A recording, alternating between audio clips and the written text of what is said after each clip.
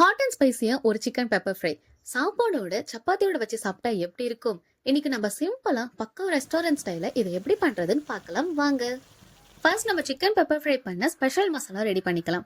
ஒரு பேன்ல 2 tablespoon black pepper, 1 teaspoon மல்லி, 1 டீஸ்பூன் சோம்பு, 1/2 டீஸ்பூன் சீரகம், 1/4 டீஸ்பூன் கசகசா அதாவது பாப்பர் சீட், இது எல்லாம் போட்டு லைட்டா ஃப்ரை பண்ணி சூடு ஆறுனதுக்கு அப்புறம் கிரைண்ட் பண்ணி எடுத்துக்கோங்க. அடுத்து ஒரு கடாயில எண்ணெய் ஊத்திட்டு ஹோல் ஸ்பைசஸ் போட்டுக்கலாம்.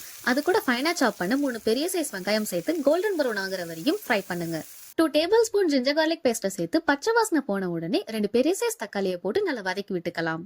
இது கூட 1/2 டீஸ்பூன் மஞ்சத்தூள், 1 teaspoon red chilli powder, 1 teaspoon chicken masala, அப்புறம் 3 டேபிள் ஸ்பூன் நம்ம ரெடி பண்ண ஸ்பெஷல் மசாலாவை சேர்த்து நல்லா மிக்ஸ் பண்ணிக்கோங்க.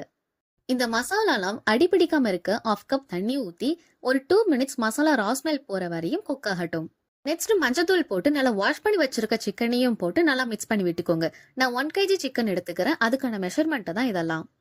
தேவையான அளவு சால்ட் ஆட் பண்ணி ஒரு 15 to 20 மினிட்ஸ் மீடியம் ஃப்ளேம்ல குக் ஆனா போதும். நான் கொஞ்சம் செமி கிரேவி டைப்ல எடுத்துக்கிறேன். உங்களுக்கு ட்ரை ரோஸ்டா வேணும்னா மசாலால தண்ணி ஊத்தாம சிக்கன்லயே தண்ணி விடும், அதுவே கரெக்டா இருக்கும்.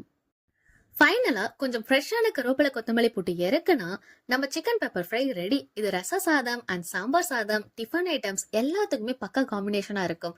ட்ரை பண்ணி பார்த்துட்டு கமெண்ட் பண்ணுங்க அண்ட் மறக்காம நம்ம சேனலை லைக், ஷேர் அண்ட் சப்ஸ்கிரைப் பண்ணிக்கோங்க. நெக்ஸ்ட் வீடியோல பார்க்கலாம். பாய்.